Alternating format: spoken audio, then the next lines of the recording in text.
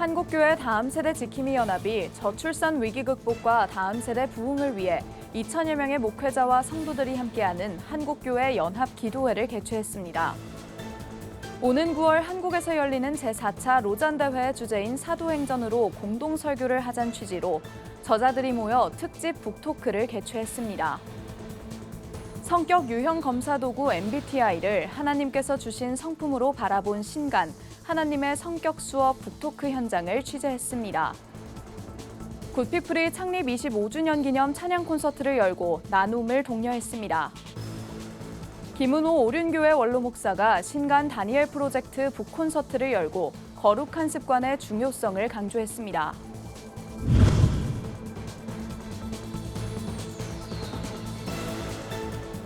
시청자 여러분 안녕하십니까? 굿TV 뉴스입니다.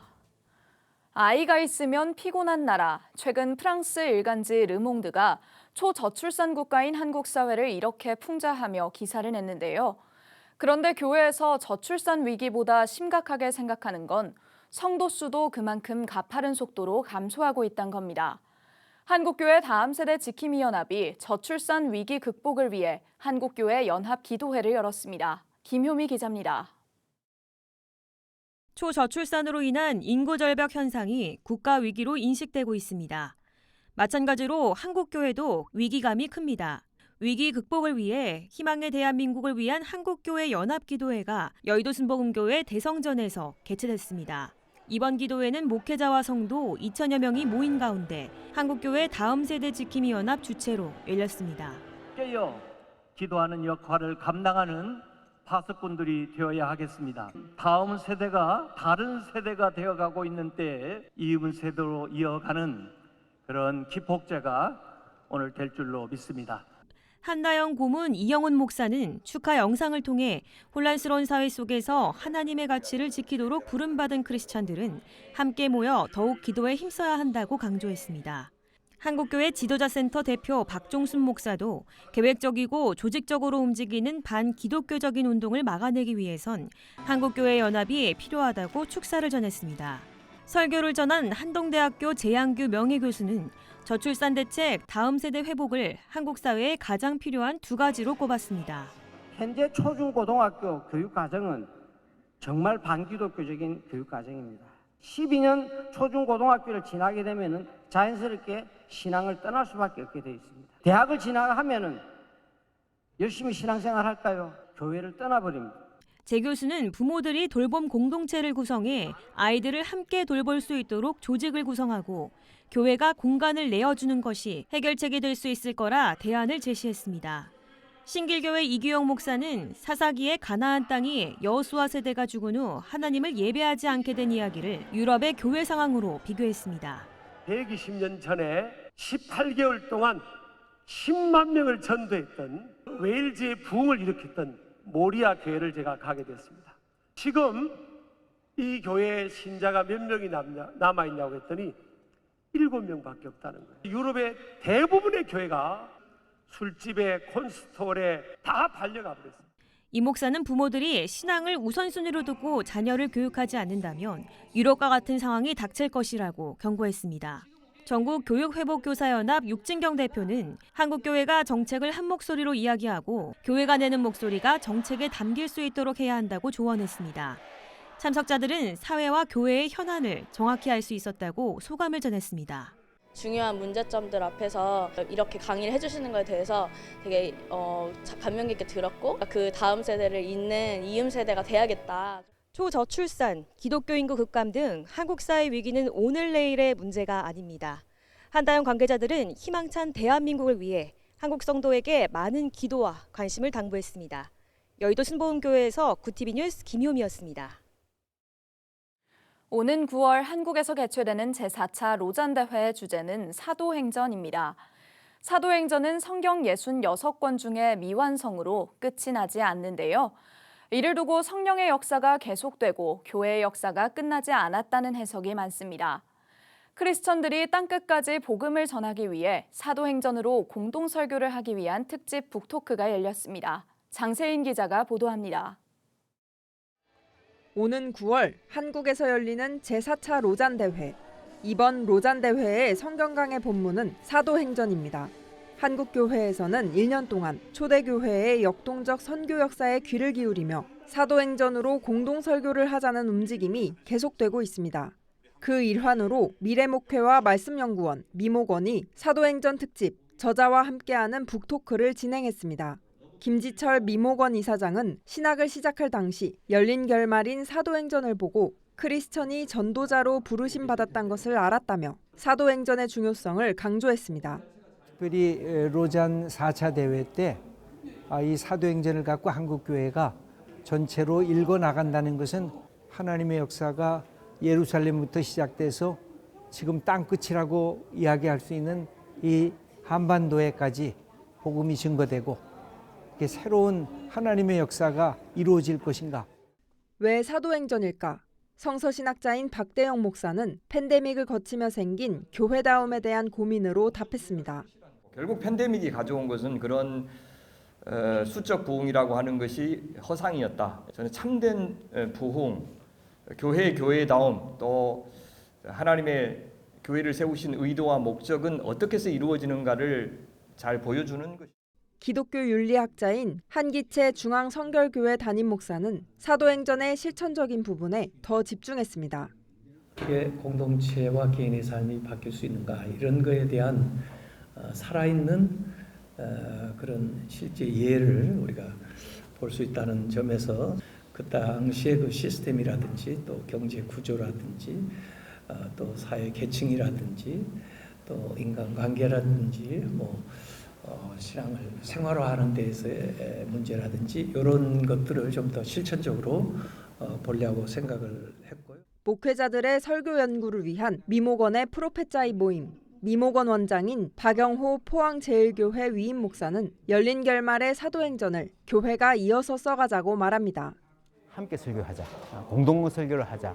그냥 설교 본문만 같이 하는 것이 아니라 소그룹으로 함께 모여서 말씀을 함께 연구하고 기도하고 서로 세워가면서 300교회 정도가 함께 열심히 함께 모이고 있고요. 말씀의 부흥 운동이 조용하지만 아주 힘차게 일어나고 있다고 말씀드릴 수 있겠습니다.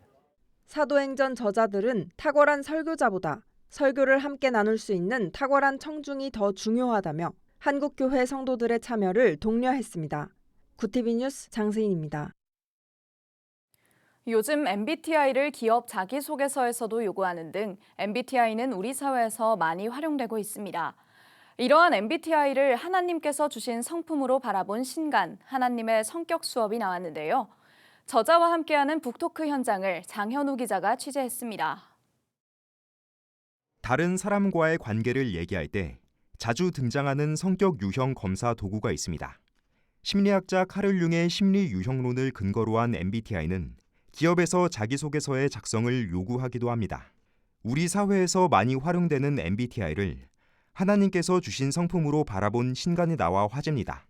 하나님의 성격 수업 저자와 함께하는 북토크가 열렸습니다. 저자는 시사저널이 선정한 2023 차세대 리더 100인에 선정된 목회자입니다. 하나님께서 주신 이 성품이 우연이 아니라 선물이라면 어떻게 바라봐야 되고 또 상대의 성품은 어떻게 바라봐야 될까? 이걸 좀 성경적으로 다뤄줘야 되겠다. 이 책의 전제는 성격은 우연이 아니라는 겁니다. MBTI는 4가지 지표로 성격을 구분해 총 16가지 성격 유형이 나옵니다. 서 목사는 성격 유형이 곧 그 사람이라고 판단할 때 생기는 선입견은 문제지만 성격에도 영적인 거듭남이 필요하다고 강조합니다.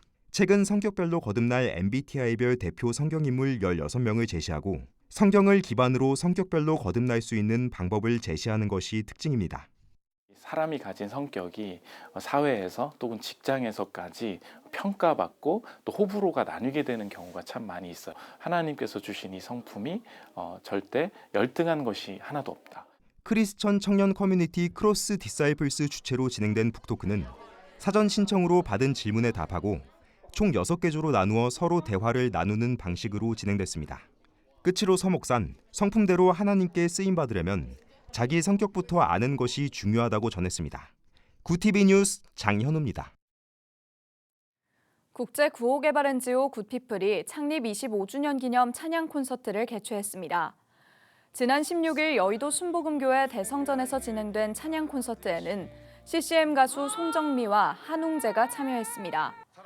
굿피플은 베트남 북부 라오카이의 열악한 환경에서 공부하고 있는 해외 아동과 희귀 난치성 질환으로 어려움을 겪고 있는 라은이의 사례를 소개하며 나눔을 독려했습니다. 이영훈 이사장은 지구촌 소외 이웃을 돕겠다는 간절한 마음 위에 세워진 굿피플이 어느덧 창립 25주년을 맞았다며 앞으로도 소외된 이웃을 돕는 일에 앞장서는 굿피플이 되겠다고 밝혔습니다. 김은호 오륜교회 원로 목사가 20일 서울 강동구 오륜교회에서 다니엘 프로젝트 북콘서트를 진행했습니다. 책 다니엘 프로젝트는 거룩한 습관을 만들어갈 수 있도록 돕는 김은호 목사의 신간입니다. 절제와 감사 등 총 21개 챕터로 구성돼 있어 21일간 매일 한 주제씩 반복 학습해 습관이 되도록 돕습니다. 김은호 목사는 많은 청년들이 신앙의 굴곡이 심하다는 문제를 겪는다며 거룩한 습관으로 건강한 삶의 패턴을 만드는 것이 영적 슬럼프에서 벗어나는 열쇠라고 강조했습니다. 비영리단체 사랑의 장기기증 운동본부가 뇌사 장기기증 유자녀 14명에게 장학금을 전달했습니다. 뇌사 장기기증 유자녀는 다른 사람에게 새로운 생명을 선물하고 떠난 장기기증자들의 자녀를 말합니다. 장학금은 사랑의 장기기증 운동본부 소속 도너패밀리 장학회가 구산교회와 안성중앙교회, 은평중앙교회를 비롯한 단체 및 기업, 개인의 기부금을 모아 마련했습니다.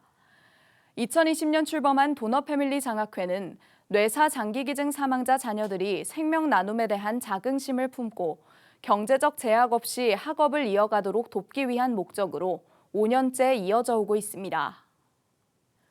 한국교회 봉사단과 청현제의 말씀그라피 선교회가 지진 피해를 겪은 일본 노토반도에 전할 기부금을 마련하기 위해 전시회를 개최합니다. 한교봉은 19일 안양 청현제의 아트센터에서 기자회견을 열고 일본 노토반도 재난지원 네트워크를 구성해 다양한 협력 사업을 진행하겠다고 밝혔습니다. 첫 문화협력 사업은 말씀그라피 전시회로 오는 29일까지 진행됩니다. 청현제의 회장 임동규 장로는 말씀그라피를 통해 은혜와 위로를 나누고 어려운 지역에 실질적인 도움을 주고 싶다며 전시회 이익금을 기부하겠다고 밝혔습니다.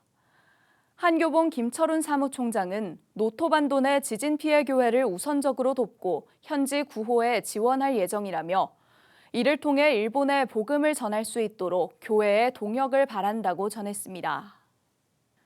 다니엘 기도회 전북지부와 전북 목회자 포럼이 공동 주관한 목회자 세미나가 19일 익산 제1산정현교회에서 열렸습니다. 다니엘 기도회 김은호 목사 초청으로 진행된 이번 세미나에는 전북 지역 목회자와 교계 관계자 200여 명이 참석했습니다. 이럴 때일수록 우리는 하나님만 바라보고 나는 죽고 예수님만 남자. 나는 죽고 예수님만 남다는 것은 내가 깨끗해지고 거룩성을 이룬다는 뜻이고 하나가 된다는 뜻이에요. 이 세상을 뚫고 나갈 수 있는 것은 내가 죽어지고 예수님만 남자. 그러면 세상을 뚫고 나갈 수 있다. 현장이 중요하다란 주제로 강단에 선 오륜교회 김은호 목사는 시시각각 변하는 시대의 흐름 속에 변하지 않는 복음을 전하기 위해선 항상 현장의 소리에 귀를 기울여야 한다고 말했습니다. 이날 함께한 목회자와 성도들은 세미나 외에도 기독교 회복과 부흥을 위해 함께 기도했습니다.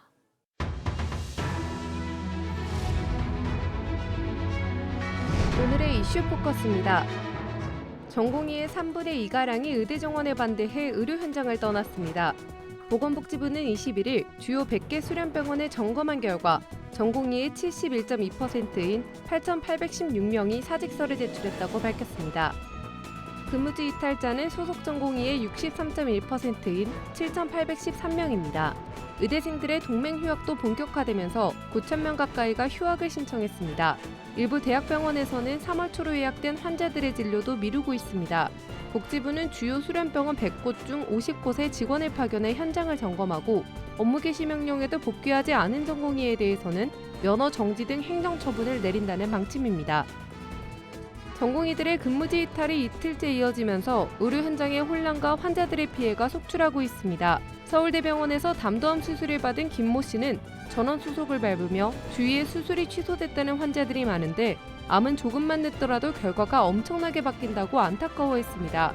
뇌전증으로 열흘째 입원 치료를 받고 있는 50대 정규식 씨도 전공의도 회진하러 오지 않는다며 당장 수술받지 않으면 죽는 사람이 앞에 있는데 내버려 두고 가는 것은 아니냐며 분통을 터뜨렸습니다. 간 치료를 위해 세브란스 병원에 입원한 이종수 씨는 전공의들이 잘못하고 있다며 10수년째 의대 정원 확대를 못했다는데 자기 밥그릇 찾겠다고 이러면 안 된다고 목소리 높였습니다. 박민수 복지부 제2차관은 2, 3주보다 훨씬 더 비상진료 체계가 지속 가능하도록 정부가 가능한 모든 수단을 지원할 것이라고 말했습니다. 신생아 특례대출이 출시 3주일 만에 3조 4천억 원을 돌파했습니다. 정부가 올해 신생아 특례대출에 배정한 예산 32조 원의 10%가량이 3주 만에 소진된 셈입니다. 이 중 구입자금 대출 신청이 전체의 83%를 차지했습니다. 신생아 특례대출은 대출 신청일 기준 2년 이내 출산 입양한 무주택 가구나 1주택 가구의 최저 1%대 금리로 대출해주는 제도입니다. 대출 초기 금리 부담을 낮추기 위해 기존 대출을 저리의 신생아 특례대출로 전환하려는 수요가 몰린 것으로 풀이됩니다.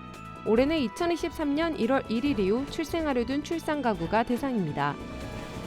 서울에서 생활하는 청년이라면 오는 26일부터 월 5만 원대로 대중교통을 무제한 이용할 수 있게 됩니다. 서울시는 21일 청년의 교통비 부담 완화를 위해 기후동행카드 청년 맞춤형 할인 혜택을 적용한다고 밝혔습니다. 무제한 대중교통 통합정기권인 기후동행카드는 카드 한 장으로 월 6만 원대의 대중교통뿐 아니라 공공자전거 따릉이까지 횟수 제한 없이 이용할 수 있으며 할인 혜택은 사후 환급 방식으로 적용됩니다. 출시 직후 현재까지 약 43만 장 팔렸으며 20, 30대가 구매자의 절반가량을 차지합니다. 청년 할인 적용으로 연간 350억에서 360억가량의 예산이 추가로 소요될 것으로 추정하고 있습니다. 굿TV 뉴스 김혜인입니다.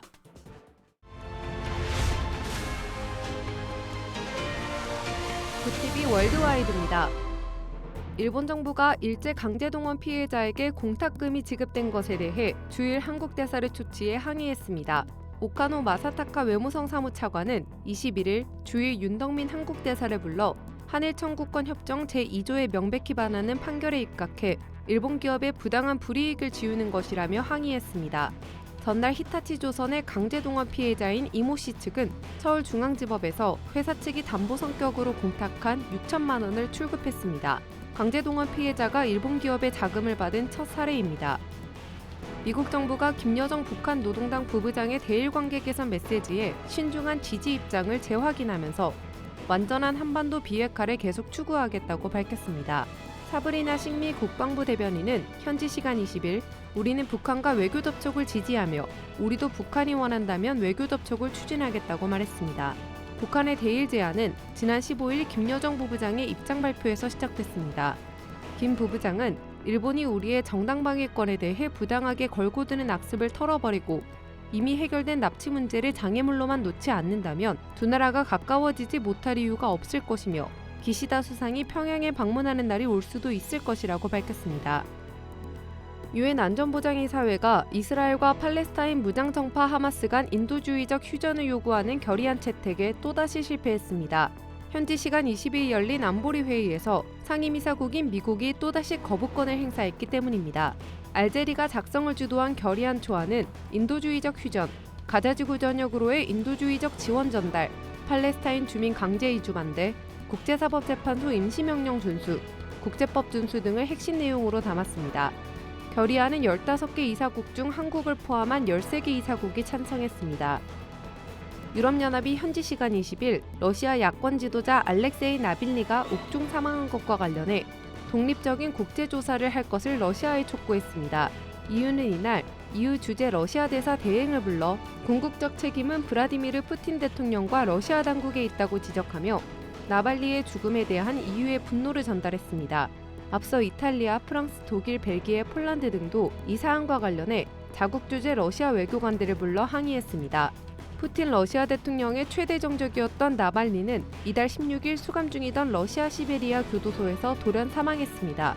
러시아는 EU 측 요구에 따르지 않을 것이라는 입장이며 간첩 혐의로 붙잡혀 있는 월스트리트저널 기자의 재판 전 구금 기간을 다음 달 30일까지로 연장하는 등 외신을 상대로 통제를 강화하고 있습니다. 굿TV 뉴스 김혜인입니다.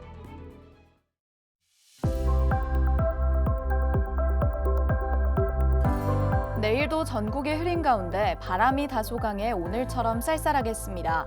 내륙의 눈과 비는 내일 오전까지 이어지다 점차 잦아들겠지만 영동 지방의 눈은 모레까지 길게 이어지겠는데요. 강원 산간에 50cm 이상, 수도권 일부 지역에도 3에서 8cm의 적지 않은 눈이 예상됩니다. 눈비가 그친 뒤에는 기온이 조금 떨어지겠습니다.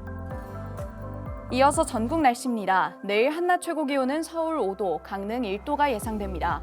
남부지방의 경우 대구 6도, 광주 7도, 부산은 8도를 보이겠습니다. 날씨였습니다. 일본 모리야마 문부과학상은 2011년 통일교의 선거 지원을 받았습니다. 그리고 통일교에서 원하는 정책을 요구하는 문서에 서명한 것으로 알려져 통일교 유착 의혹을 받아왔는데요. 이 때문에 일본 국민 여론조사에서 사임해야 한다는 응답이 66%에 달했지만 일본 정부는 불신임 결의안을 부결했습니다. 일본 국민의 바람은 이단과 정치권의 유착을 끊는 것임을 일본 정부가 무겁게 받아들이길 기대합니다. 이상으로 뉴스를 마칩니다. 함께해 주신 여러분 고맙습니다.